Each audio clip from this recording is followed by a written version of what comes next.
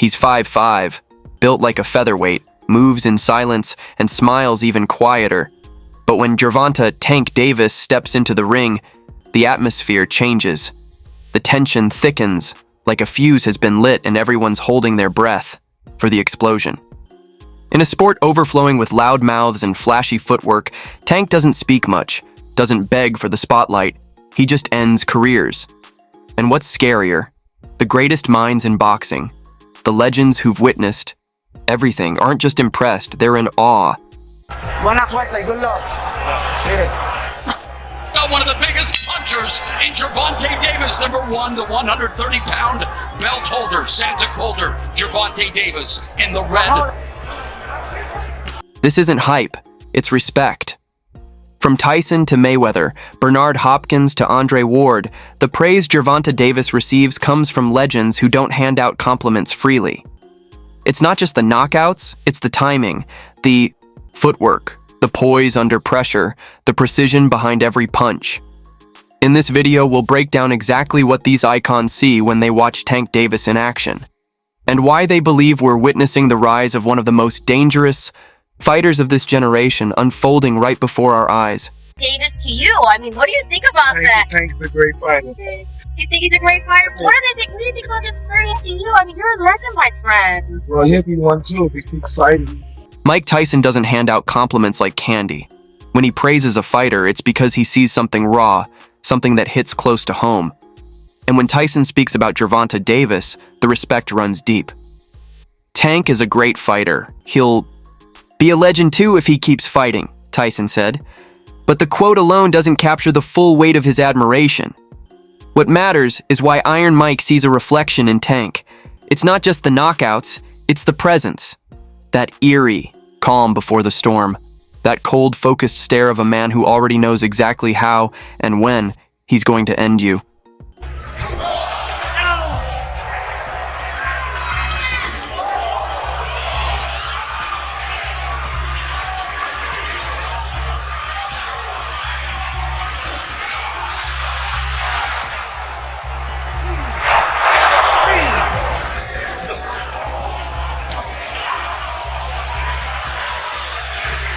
Tyson built his legacy on fear. He turned it into a weapon.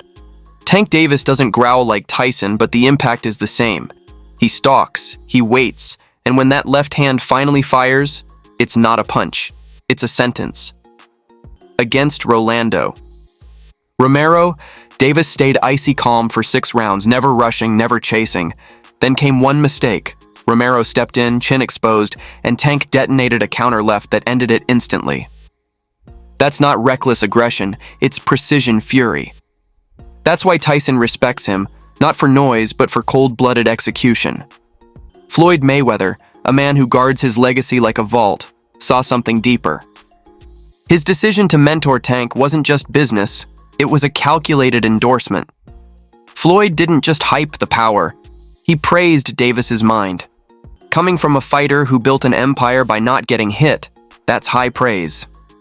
Tank's the top dog, Floyd once said, but the real story was behind closed doors.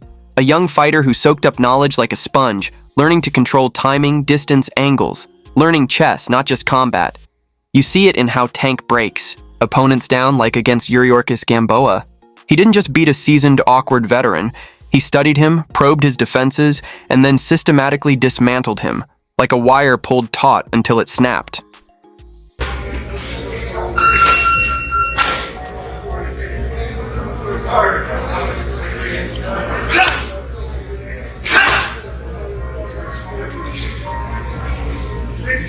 Mike Tyson built his legacy on fear.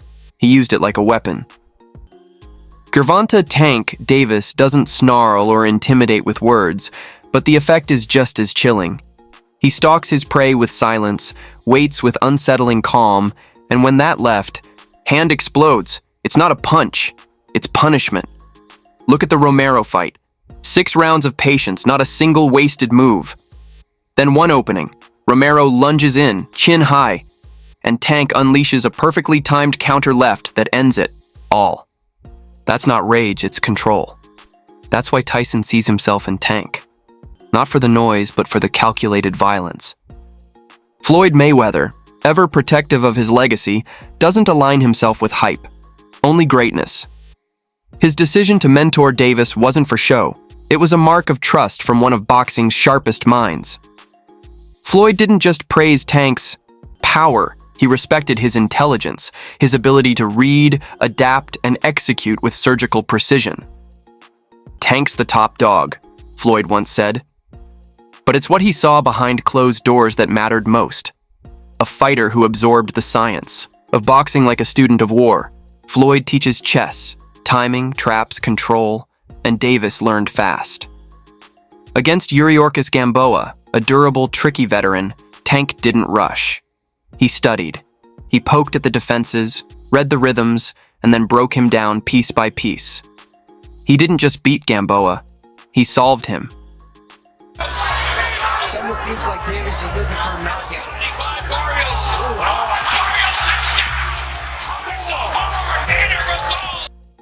Andre Ward was never the flashiest fighter. He didn't have to be.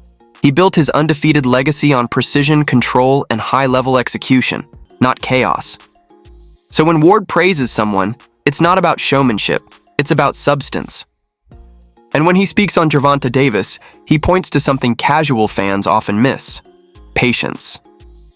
"You cannot deny what he's done, what he generates, or the performances," Ward said. "It's that last part, the performances, where the real respect lies. Because what Davis does in the ring isn't just violent, it's calculated. He doesn't charge in like a brawler. He stalks like a sniper, silent, composed, every shot measured. Nowhere was this more evident than in his fight against Mario Barrios. Barrios had the height, the reach, the undefeated record. On paper, it looked like a dangerous matchup. But Tank didn't approach it like a firefight. He approached it like a problem to solve. The early rounds were pure reconnaissance. He let Barrios throw, let him build confidence, all while quietly collecting data. And then, with the rhythm locked in, Tank flipped the switch. A savage left uppercut, a surgical liver shot, a knockdown that looked effortless in its brutality. Barrios wasn't just losing rounds, he was getting dismantled. Ryan versus Tank. Everybody's talking about that fight. You got a favorite Tank in that. I mean, there's not a gimme fight for either guy, but you got a favorite Tank based on the experience, the better opposition, and the punching power of Tank and his boxing ability. Ward understands how rare that is. Most power punchers chase knockouts, swinging wild and hoping to land something big.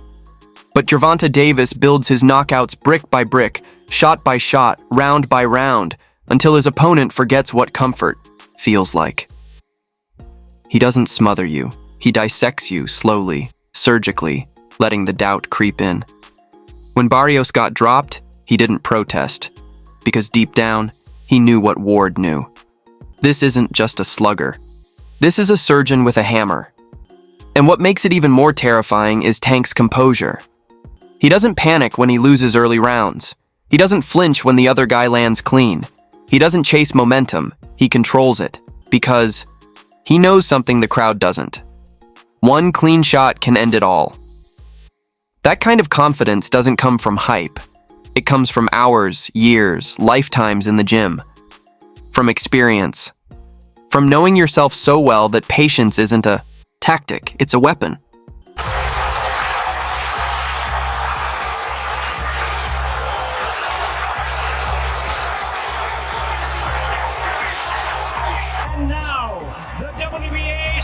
Bernard Hopkins doesn't throw around talk of legacy without meaning it. This is a man who defied age, unified divisions, and outsmarted Father Time with discipline and ring IQ alone. So when he says Gervonta Davis has Hall of Fame potential, you don't brush it off, you pay attention.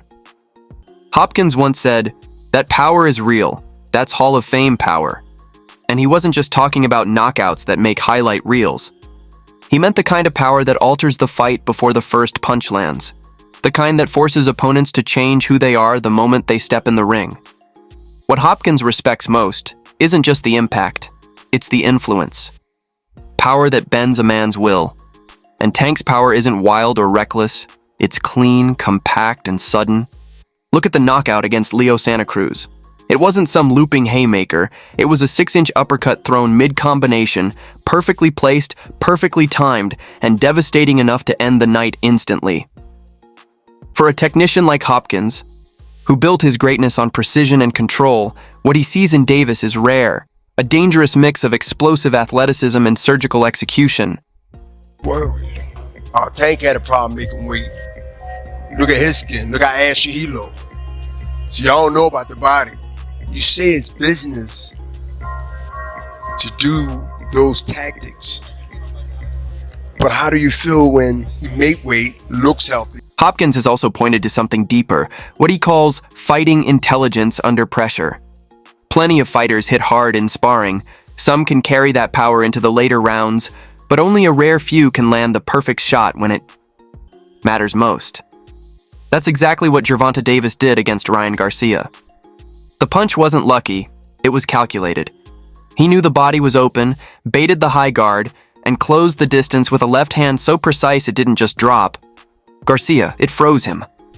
That's why Hopkins doesn't see Tank as just a momentary star, but as a generational force. Davis isn't a fighter who relies on power. He's a fighter who chooses to use it. And that distinction is everything. When a typical puncher gets tired, their power fades. But when a technician like Davis tires, the setups remain, the traps still spring, and the damage continues. It just takes a little longer. As Hopkins would say, those are the fighters who keep winning long after the knockouts stop. That's what makes them endure. That's what earns them a place in the hall. Shakur Stevenson is that difficult because of his style, because of his abilities, because of his eyes, because of his, his legs, and his hand speed, the way that he controls range. Tank Davis is the only guy that I can see that could possibly decipher that style. Teddy Atlas doesn't hand out praise. He breaks fighters down like an engineer examining every moving part. Brutally honest, technically sharp, and fiercely critical, Atlas rarely softens his tone. But when he talks about Gervonta Davis, there's a shift. It's not hype, it's respect, edged with caution. He can do everything, Atlas said.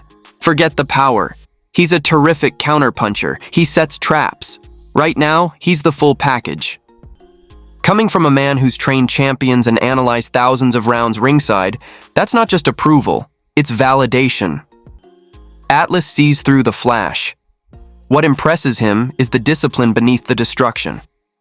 Davis doesn't throw wild bombs. He manipulates the fight, controls tempo, narrows your options. His lead hand constantly probes, soft taps, feints, subtle nudges, all designed to hide what's coming. Then, without warning, the trap springs. Against Hector, Garcia Davis didn't swarm him, he dismantled him. He chipped away, forced Garcia into positions where movement offered no escape, then struck with a precise left that ended the night. Garcia didn't answer the bell, not because he was overwhelmed, but because he was outmaneuvered. Atlas didn't call it a beatdown. He called it a calculated dissection. And that nuance is exactly what elevates Tank Davis from a puncher to a true technician.